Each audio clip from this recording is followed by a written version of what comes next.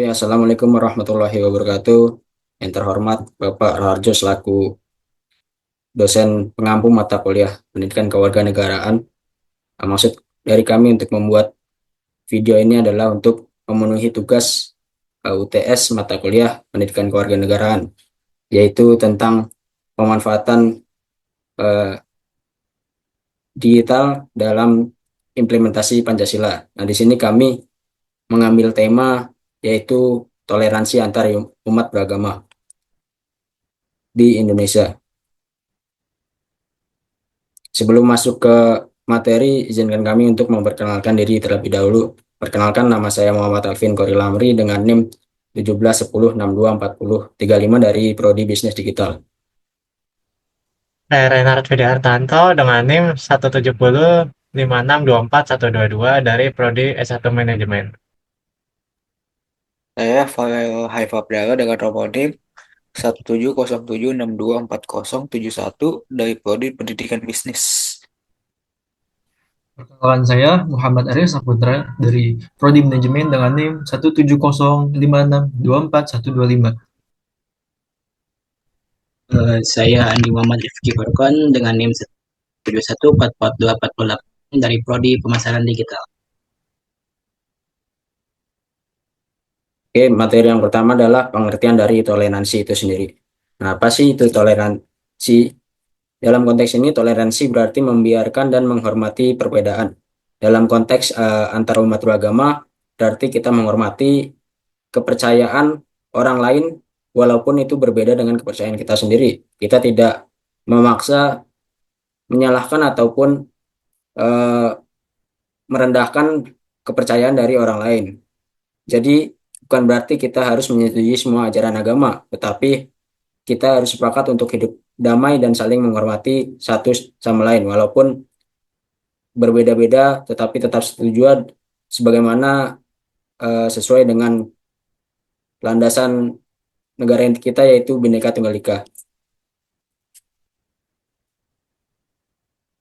Lanjut, yang kedua adalah dasar hukum dan nilai toleransi di Indonesia. Yang pertama adalah Pancasila, yaitu yang berbunyi di sila ke-1 yang berbunyi ketuhanan yang Maha Esa. Ini menegaskan bahwa negara menjunjung tinggi nilai-nilai ketuhanan dan memberikan ruang bagi seluruh agama untuk hidup berdampingan dengan damai dan setara.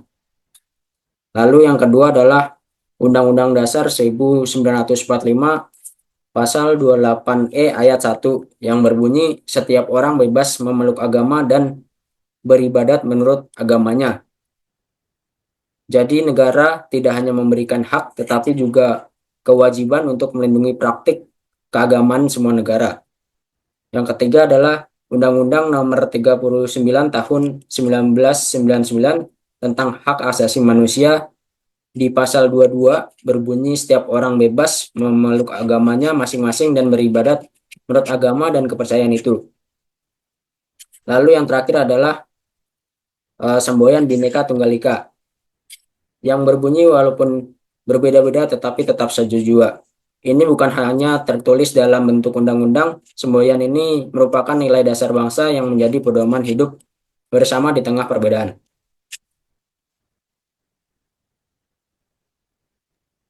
Oke, selanjutnya ada implementasi toleransi dalam sila Pancasila. Jadi, kita ada 5 sila Pancasila. Yang pertama ada ketuhanan yang Maha Esa. Jadi, di sini implementasi yang bisa kita lakukan adalah dengan cara menghormati dan menghargai perbedaan keyakinan antar masyarakat, tidak memaksakan agama atau keyakinan pada orang lain. Yang ketiga, mendukung kerukunan dan saling menghormati dalam menjalankan ibadah. Lalu selanjutnya, cara implementasi pada sila kedua yaitu kemanusiaan yang adil dan beradab. Dengan memperlakukan semua orang dengan adil dan beradab tanpa membedakan agamanya. Lalu menghargai hak asasi setiap individu termasuk hak beragama. Lalu yang terakhir ada menghindari diskriminasi dan prasangka terhadap pemeluk agama lain. Lalu di sila ketiga yaitu persatuan Indonesia, kita bisa mengimplementasikan dengan cara menjaga persatuan dan kesatuan bangsa di tengah perbedaan agama, lalu tidak memaksakan kehendak pribadi atau kelompok kepada orang lain, dan terakhir mendukung dan berpartisipasi dalam kegiatan lintas agama untuk mempererat tali persaudaraan. Boleh di next. Boleh di next. Afin. Next lagi nih. Ya.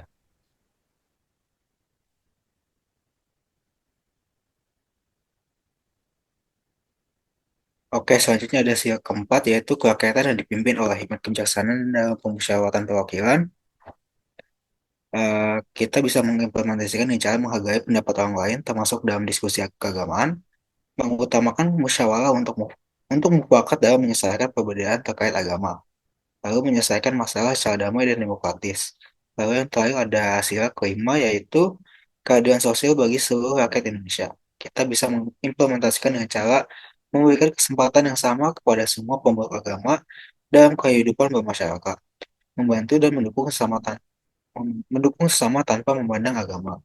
Lalu yang terakhir ada memastikan tidak ada diskriminasi dalam akses terhadap terhadap hak dan sumber daya. Boleh di next.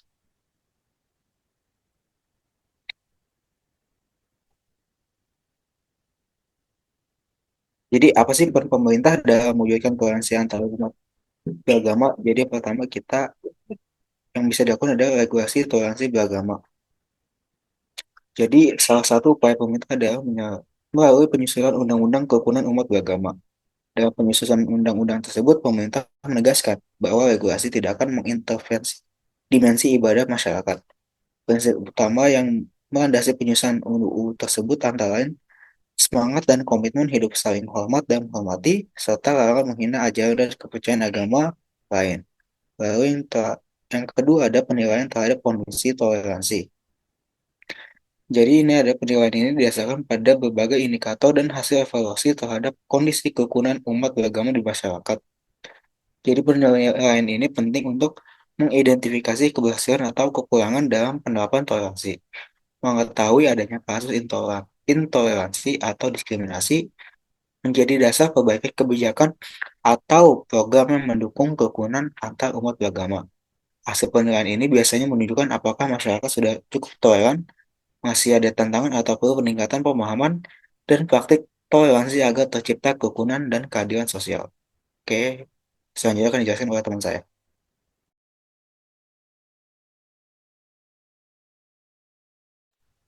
Oke, selanjutnya ada manfaat dari toleransi itu sendiri. Nah, tadi kan udah disebutkan kayak misalkan apa sih itu toleransi dan implementasinya apa aja, terus juga ada regulasi apa saja tadi yang harus ada untuk memajukan toleransi di Indonesia ini. Nah, saya akan menjelaskan tentang manfaat toleransi di Indonesia. Yang pertama ialah meningkatkan persatuan dan kesatuan. Nah, toleransi ini berfungsi sebagai fondasi utama dalam menjaga keutuhan negara kesatuan Republik Indonesia.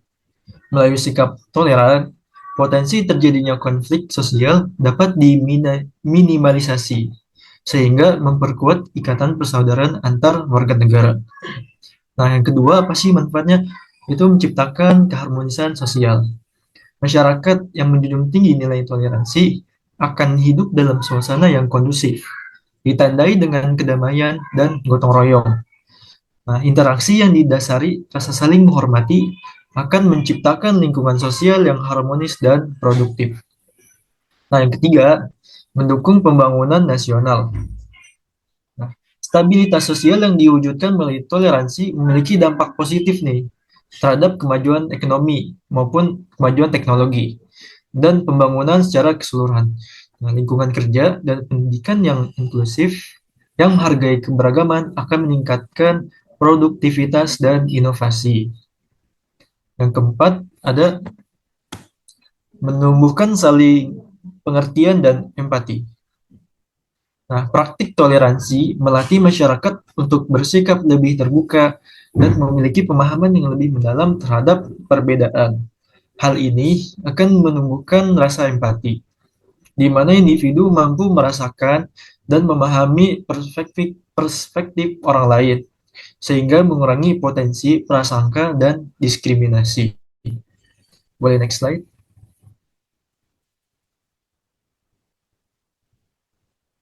Nah, selanjutnya, apa sih tantangan dalam mewujudkan toleransi ini. Yang pertama yaitu adanya radikalisme dan intoleransi berbasis agama. Nah, kelompok-kelompok yang radikal menyebarkan ideologi intoleran dan ujaran kebencian terhadap perbedaan, menjadi ancaman serius bagi persatuan nasional dan nilai-nilai toleransi. Tindakan dan propaganda mereka ini berpotensi memecah belah masyarakat. Tantangan yang kedua adalah penyebaran hoaks dan ujaran kebencian di media sosial. Pemanfaatan media sosial yang tidak bertanggung jawab menjadi tempat penyebaran hoaks dan ujaran kebencian yang bersifat provokatif. Informasi yang tidak terverifikasi dan narasi memicu permusuhan dapat dengan cepat dengan mempengaruhi opini publik dan merusak tatanan sosial yang toleran. Yang ketiga, ada kurangnya pendidikan karakter dan nilai Pancasila. Kurangnya penekanan pada pendidikan karakter dan internalisasi nilai-nilai Pancasila, terutama di kalangan generasi muda saat ini, berkontribusi pada kurangnya pemahaman mendalam mengenai esensi toleransi dan pentingnya menghargai keberagaman sebagai kekayaan bangsa. Hal ini menjadikan mereka lebih rentan terhadap pengaruh ideologi yang intoleran. Yang keempat ada diskriminasi sosial dan ekonomi. Adanya kesenjangan sosial dan kesenjangan ekonomi yang dirasakan oleh sebagian masyarakat dapat memicu potensi konflik antar kelompok sosial. Nah, perasaan ini diperlukan sangat tidak adil. Berdasarkan status sosial dan kondisi ekonomi dapat menimbulkan rasa iri, frustasi, dan pada akhirnya mengurangi rasa saling percaya dan menghormati antar kelompok. Boleh next slide dan dilanjutkan oleh teman saya.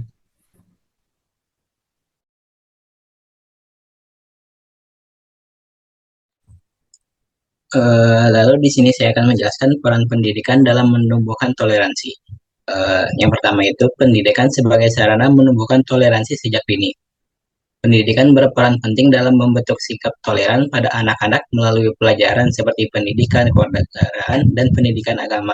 Siswa diajarkan untuk menghargai perbedaan suku, agama, dan budaya. Penanaman nilai-nilai toleransi sejak dini dapat mencegah prasangka dan diskriminasi di masyarakat. Yang kedua itu adalah pendidikan sebagai benteng melawan radikalisme dan intoleransi. Pendidikan tidak hanya memberikan pengetahuan, tetapi juga membentuk karakter individu dengan pendidikan yang berkualitas. Individu dapat belajar menghargai perbedaan dan menjunjung tinggi nilai-nilai keadilan, kesetaraan, dan perdamaian. Pendidikan juga membantu meningkatkan kesadaran akan pentingnya keragaman budaya dan agama. Boleh di next?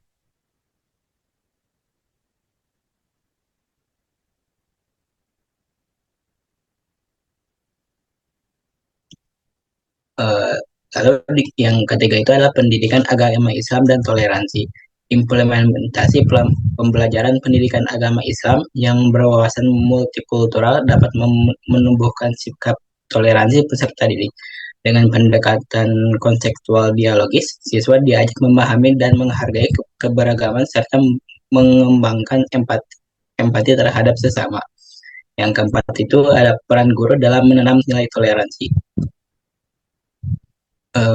Guru memiliki peran penting dalam menanamkan nilai toleransi di sekolah melalui pendekatan yang menyenangkan dan lingkungan belajar yang aman. Siswa diajarkan untuk menghormati dan menghargai perbedaan serta hidup berdampingan secara harmonis. Lalu yang kelima itu adalah pendidikan dalam konteks globalisasi. Dalam era globalisasi, pendidikan berperan penting mengajarkan pentingnya menghargai perbedaan dan memahami perspektif orang lain. Melalui kurikulum yang dirancang dengan cermat, siswa dapat mengembangkan empati dan perspektif yang lebih luas terhadap keragaman budaya dan agama. Boleh dilanjut oleh teman saya.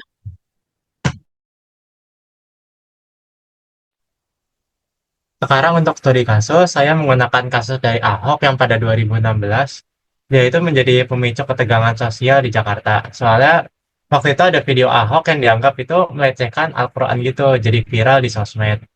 Itu jadi ada banyak hoax sama narasi sara yang mojokin etnis Tionghoa sama nonis.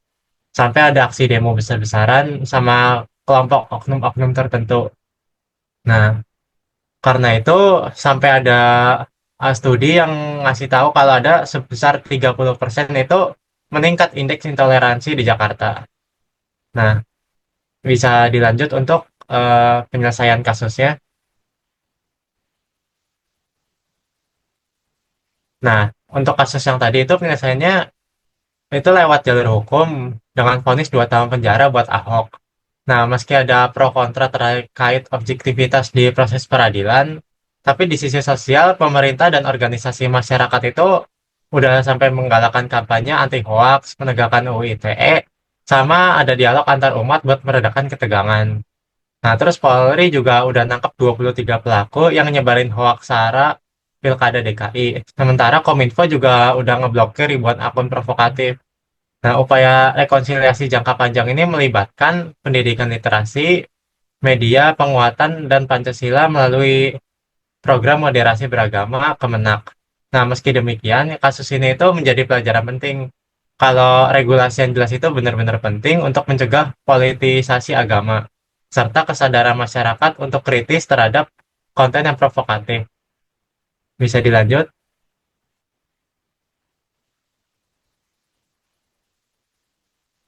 Nah, sekarang untuk kesimpulan dari ini itu toleransi antar umat beragama di Indonesia itu benar-benar fondasi utama untuk menjaga keutuhan bangsa yang majemuk ini. Nah, meski kita itu udah punya dasar hukum kuat kayak UUD 1945 sama nilai-nilai Pancasila, itu implementasinya masih diuji oleh tantangan kayak radikalisme, ketimpangan sosial, dan miskomunikasi. Nah, peran pemerintah, tokoh masyarakat, dan juga pendidikan multikultural itu benar-benar penting dalam menciptakan ruang dialog sama kolaborasi di antara masyarakat. Nah, contoh nyata kerukunan di tingkat lokal itu membuktikan kalau toleransi itu bisa diwujudkan lewat gotong royong dan penghargaan terhadap kearifan lokal. Tapi upaya ini harus terus diperkuat dengan penegakan hukum yang adil, pemberantasan hoak, dan juga peningkatan literasi agama. Biar toleransi itu nggak hanya jadi simbol, tapi juga kayak praktik kita sehari-hari. Jadi demikian Indonesia dapat tetap menjadi contoh dunia dalam merawat kebinekaan. Bisa selanjutnya, slide selanjutnya.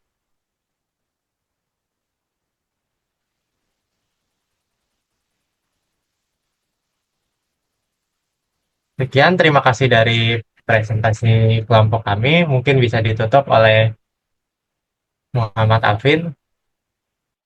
Sekian presentasi dari kami. Semoga memberi manfaat khususnya bagi kami para penyaji dan juga teman-teman atau eh, yang menonton video ini. Kurang lebihnya mohon maaf. Wassalamualaikum warahmatullahi wabarakatuh.